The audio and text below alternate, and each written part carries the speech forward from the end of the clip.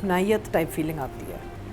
आप जब उसको देख रहे होते हैं ना तो आपको लगता है जैसे आप उस कमरे में बैठे हुए हैं या आप उस माहौल में बैठे हुए हैं, और या आपके किसी ख़ानदान के किसी फ़र्द के साथ ये हो रहा है। तो एक अपनायत है इसमें बहुत, और एक बिलीवेबिलिटी बहुत है, यानी कि आपको लगता है कि ये असल में ये चीज़ें यही होती हैं और ऐसे ही होती हैं। और human emotions and feelings and अब वो बस में भी जब उनके हाथ बच्चों के एक साथ होते हैं ऑलमोस्ट टचिंग और वो हटा देता है, यही होता है नौजवान लोगों में, यही होता है। एक देयर इज़ अ फीलिंग, एक अट्रैक्शन होती है लेकिन एक हेजिटेशन होती है, एक शाइनेस होती है, and how they behave towards each other because they are not experience mature adults ना। तो मुझे ये इतने मल्टीपल लेवल्स पे ये ड्रामा मुझे इतना अच्छा लगता है, which I talk about in writing and direction. Scenes जो इनके हैं, वन ऑन वन जो सीन्स हैं, मियाँ बीवी वाले सीन्स, सास बहू वाले सीन, बच्चों के one on one scenes, they are shot very well. There is an intimacy to दो सीन्स, यू कैन टेल कि देयर इज़ एक बहुत ही एक सेंसिटिव तरीके से इन सीन्स को हैंडल किया गया है। तो for me it's A+, you know, A*। और I agree with you because आपको यकीन आया था कि जो बिलीवेबल फैक्टर है वो इसमें है कि सब एब्सोल्युटली जानने वाले हैं। हमें लगता है कि हमारे कोई जानने वाले हैं जिनके घर की हम कहानी देख रहे हैं। डाइन में क्या मसला होता है कि आपको नैनी नहीं बिलीवेबल लग रही, कि कोई भी बिलीवेबल नहीं है, लेकिन यहाँ पे हर इंसान लग रहा है। और आई थिंक अभी जब राइटिंग डायरेक्शन में बात करेंगे तो मैं वो टॉपिक जो इसमें बड़े अच्छे तरीके से उठाया गया था कि जो हमने लास्ट टाइम में जिक्र किया था जिस बात का कि जब बच्चे अपने आप को सेल्फ हार्म करते हैं, इसमें जब वो सेल्फ हार्म किया हुआ उसको देखती है, जिस तरह से वो एक बच्चे यानी उसकी कज़न टीनेजर है ना, वो भी यंग है, स्टूडेंट है, वो किस तरह टैकल करती है, वो बड़ी खूबसूरत एक जर्नी थी जिस पे लेके गए हैं। नहीं, बहुत मोमेंट्स बड़े मज़े के थे, और ऐसे ही होता है इसमें ना, एक बहुत ऐसे रियलिस्टिक अप्रोच है, ऐसा ही होता है ये सब कुछ। मियाँ बीवी की लड़ाइयाँ, मियाँ बीवी का प्यार, ये this is like a true to life sort of drama. तो इसलिए आपको एक अपनायत इसमें आती है नज़र, बिकॉज घरों में ये ऐसे ही चीज़ें हो रही होती हैं day to day. So for me 2 thumbs up। माँ का जो सीन था, मेरा मतलब है कि वो माँ बेटी का जो सीन था, इतना खूबसूरत सीन था और इतना अच्छे तरीके से हैंडल किया गया था डायरेक्शन में भी और परफॉर्मेंस में भी।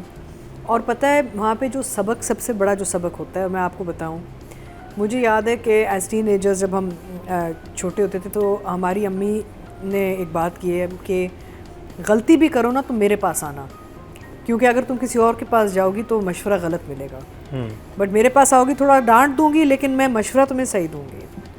तो ये जब ये मैं सीन देख रही थी तो मुझे याद आ गया how my mother as youngsters has taught us that don't go to anybody else except for your parents, because your parents will always wish the best for you.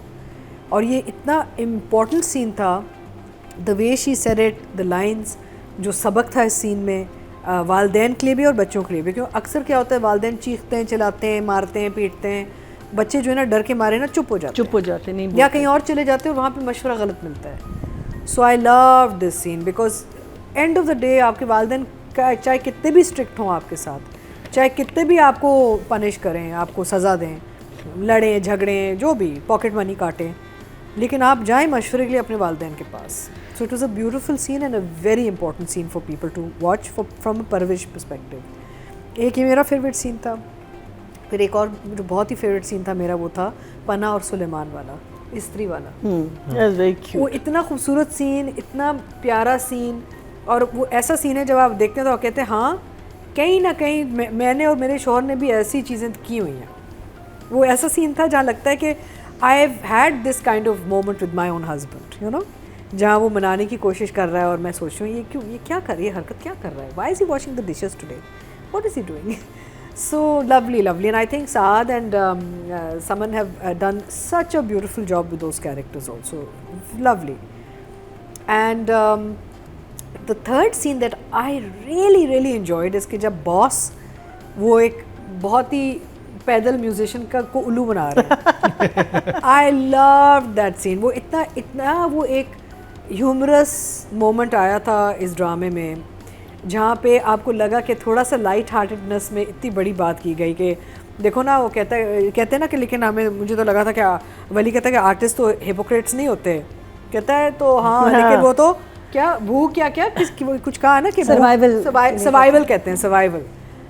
इतना मज़े का सीन था। एक तो it was funny, actually funny. अब बड़ा मुश्किल होता है अक्सर ड्रामे में हमें उसको गाया भी बहुत funny नहीं नजर बेसुरा आता। अच्छा गाया। एक्सप्रेशंस इतने मज़े के थे। मीसम ने जो एक्सप्रेशंस दिए एज एक्टर, वली जो उधर से देख रहा था कि ये क्या, what is he doing, you know. अच्छा, वहाँ पे बताया जा रहा है कि मैच्योर बंदा क्या कर रहा है और एक एमेचर जो अभी इंडस्ट्री में आया भी नहीं, वो कैसे वो जज किसी और तरीके से कर रहा है। This is how it is. जो नौजवान लोग होते हैं वो आइडलिस्टिक होते हैं।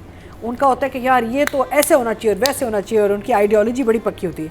लेकिन जैसे जैसे आप उम्र में बढ़ते जा रहे हैं और आप ज़िंदगी को देखते हैं और आप मुश्किलात देखते हैं और तकलीफ़ देखते हैं, आपकी आइडलिज्म ना बैकग्राउंड में चली जाती है। आपका फिर एक प्रैक्टिकल सर्वाइवल मोड आ जाता है। तो वो एक वो यंग एंड ओल्ड, यंग और एक्सपीरियंस वाले में इतना मज़े का वो एक मोमेंट था। And of course it was a very funny scene. So and overall I think सारे जितना भी, यानी कि एक जगह नहीं थी जहाँ पे आप कहें कि ये फ्लॉ नज़र आया है। Flawless, beautifully shot, written, edited, music भी सही जगहों पे आता है, भारी नहीं होता आपको वो नहीं कर रहा होता, सुन नहीं कर रहा होता, नॉट ओवरपावरिंग। हाँ, सुन नहीं हो रहे होते आप म्यूज़िक, बैकग्राउंड म्यूज़िक सुन के। It's just right at the right moments. अच्छा, जब म्यूज़िक राइट मोमेंट्स में आता है ना तो उसका इम्पैक्ट भी होता है। जब आप थ्रू आउट चला रहे होते हैं उसका इम्पैक्ट खत्म हो जाता है, आपको सर में दर्द शुरू हो जाता है आपके, right. So, and then everybody's just done such a fantastic job. Honestly, it's a 10, 10, 10, 10, 10 for everyone. कुछ ने बहुत कम काम किया हुआ है, एक्सपीरियंस अभी नहीं है, young in age. I think the boy who's playing Wali is 21, I think, right now. 21 साल का बच्चा है। और I think Anna is 16, 17 years old. क्या उम्र है इनकी जो छोटी माया? 17 में। 19, 18, 19। अच्छा, सो मेरा मतलब है कि इतनी छोटी उम्र में इतना खूबसूरत काम करना, तो हमारी जो है ना जो सीनियर आर्टिस्ट होते हैं ना उनसे हमें एक्सपेक्टेशन ज़्यादा होती हैं। जो नए बच्चे आ रहे हैं into the business and into character, और वो इतना बिलीवेबल काम कर रहे हैं जहाँ आपको लग रहा है कि एक्टिंग नहीं हो रही, लेकिन है एक्चुअली वली ही है। यू नो, यू फील कि this is the person you are look watching.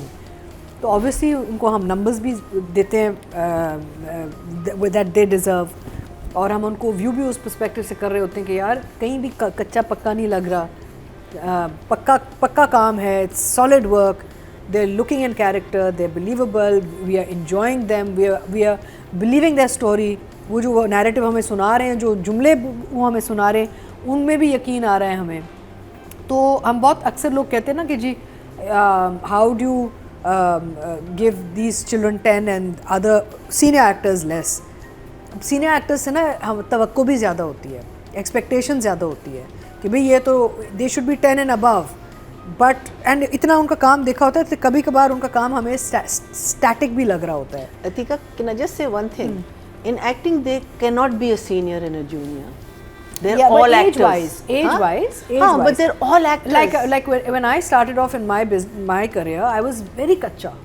I'm saying it from that perspective. I see these children and you They're don't not feel that at kacha. all. Exactly. मैं अपने आपको अगर जज करूँ, मेरे शुरू के जो ड्रामे थे, मुझे इतनी मैं कच्ची, I was terrible. It took me time to become a better craftsman, you know. तो उस हवाले से सीनियर जूनियर का एज का नहीं है।